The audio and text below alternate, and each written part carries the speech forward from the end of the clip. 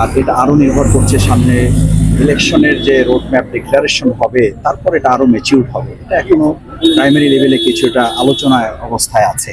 সুতরাং সেই জায়গাটা এখানে একেবারে কমপ্লিট কোনো জোটের ঘোষণা আসবে সেরকমও যেমন না, আবার এখানকার প্রোগ্রামের স্ট্রাকচারের মধ্য দিয়ে জনগণের কাছে একটা মেসেজ জনগণও যেমন নিবে, আবার স্টেজের উপরে নির্ভর করে জনগণ একটা মেসেজ পাবে।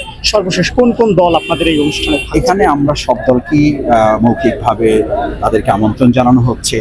আমাদের এই দাবিগুলোর সাথে যারা প্রাথমিকভাবে একমত আছেন স্বাভাবিকভাবে তারা এখানে আসবেন, এবং আমরা আশা করি বাংলাদেশের গণতান্ত্রিক আন্দোলনে আমাদের যারা একসাথে আমরা কাজ করেছি তাদের সবাইকে আমরা পাবো ইনশাআল্লাহ। এরপরও আমাদের দাবির প্রেক্ষিতে যদি কেউ মনে করে যে এই দাবির সাথে হয়তো তিনি একমত নাও হতে পারেন, তারপর আমরা মনে করছি যে সব দলকেই আমরা নিয়ে কাজ করতে পারবো। একটু যোগ করে বিএনপিকে দাওয়াত দেওয়া হয়েছে। আমরা এটা সব মিলিয়ে আমরা কথা বলছি, এখনো তো দাওয়াতের প্রক্রিয়ার মধ্যে আছে। আপনারা কালকেই সব বিষয় পরিষ্কার হবে।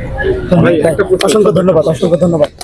সেটা ছিল যে কালকে আগামী প্রোগ্রামটা, এটা তো বাংলাদেশের ইতিহাসে জামাত ইসলামের জন্য একটা বড় একটা জাতীয় সমাবেশ হতে যাচ্ছে।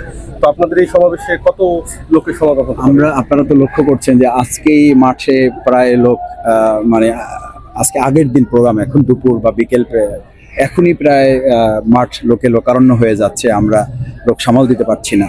তো আশা করছি যে আগামীকাল ঢাকার বিভিন্ন প্রান্ত থেকে লঞ্চ যোগে, ট্রেন যোগে, তারপরে বাস যোগে, প্রাইভেট যে বাহন আছে সেগুলোতে, এবং ব্যক্তিগতভাবে অনেকে যার যার মতো করে গাড়ি পাবে না এই শঙ্কায় অনেকে নিজের মতো করে চলে আসছে।